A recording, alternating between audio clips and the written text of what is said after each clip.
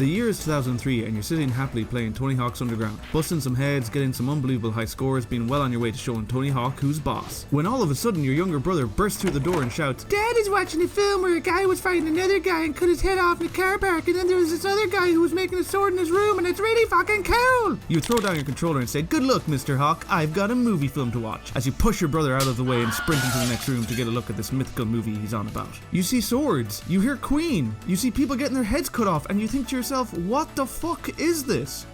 This is Highlander. There can be only one.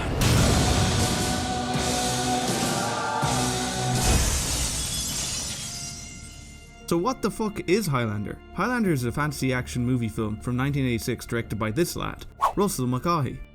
It's a movie film about a group of immortal lads brought together for a mystical event known as the Gathering. I didn't mean that kind of gathering, more the one where you gather together as a group of people to cut each other's heads off for an immortal prize. Anywho, Highlander follows the tale of Conor MacLeod, a Scottish Highlander played by French actor Christopher Lambert. Frenchman playing a Scotsman? Yeah, trust me, it's going to get a whole lot weirder. Greetings!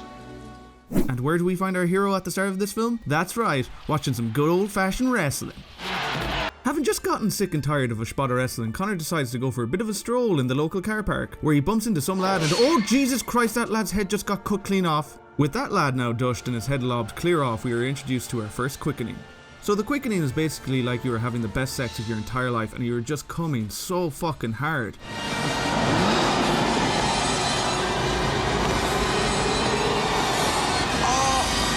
Yep. He just came, and he gained a massive power boost for it. It's over 9,000! But not all quickenings are treated equally. Some are small, some are big, and some are a little bit intimate. But after reaching climax, that person is one step closer to gaining the prize. So now it's time for a flashback to the 1500s where we see Conor as a young man. Conor's getting ready to go into battle and to bust some heads for the first time ever. I'm sure he'll do great in his first battle. Oh fuck, he just got gutted. I'm sure he'll be grand, he'll just walk that off, no bother. Hashtag dushed. Sure look, Conor is sound, he's up and about the place again. But apparently he has a bit of the devil in him. You've the devil in you. So wouldn't you know it, Conor gets banished from his shithole of a town. But don't you worry about our boy Conor, as the next time we see him he's having a spot of riding with his new wife Heather in a field. But this spot of riding is cut short by the one and only Sean Connery playing Ramirez. Greetings. I am Juan Sanchez Villalobos Ramirez. Ramirez is here to help Conor bush the face off the evil Kurgan who dusted him in the first place. And the Kurgan is played by none other than Mr. Krabs himself, Clancy Brown. Ramirez wants to make sure that the Kurgan doesn't claim the prize. Now remember when I said it was weird that a Frenchman plays a Scotsman? Well, Sean Connery, who is Scottish as fuck, is playing an Egyptian. The sensation you're feeling is the quickening.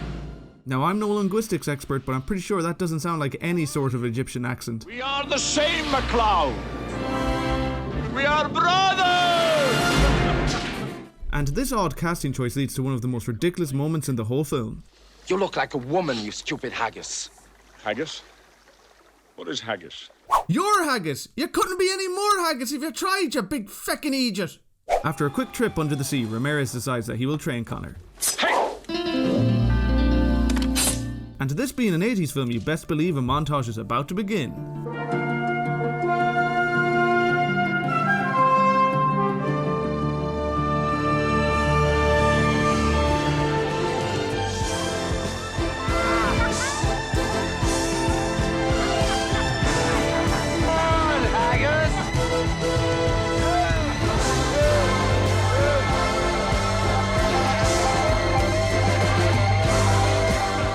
Conor and Ramirez have a bit of a falling out when Ramirez tells Conor to leave Heather be. She'll only end up dushed and he'll become a sad boy. Bros before hoes, man.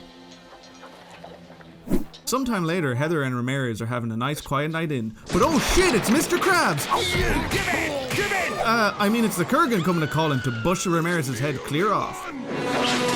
Hashtag dushed. Back in the present day, Conor is being investigated for going slicey slice on that guy's head earlier, which brings him into contact with Brenda, a forensic scientist who has a hard-on for swords. Was it worth much? Only about $1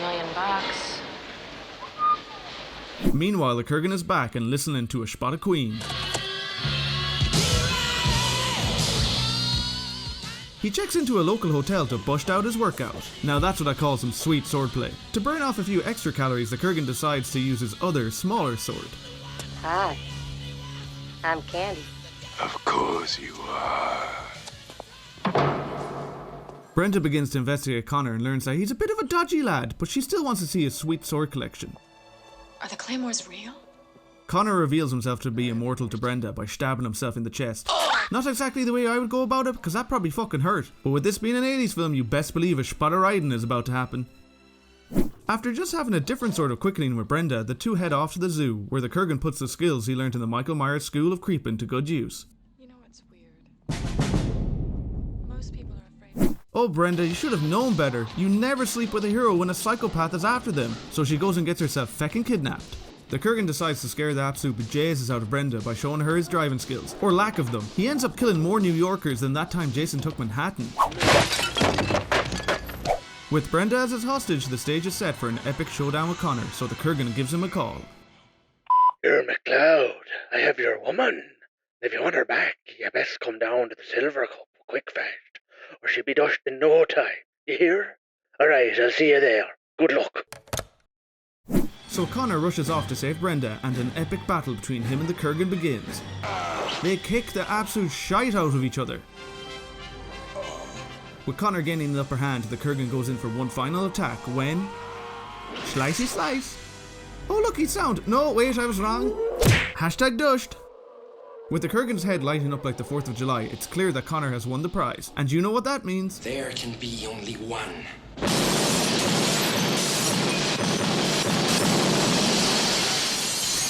Jesus, the poor bastard who owns that building. Going to cost him a fortune to replace all those windows. So Connor begins to scream his head off as he experiences his biggest orgasm, his biggest quickening ever. And with the help of some wires and some truly mental effects work, he makes this the most epic quickening of them all.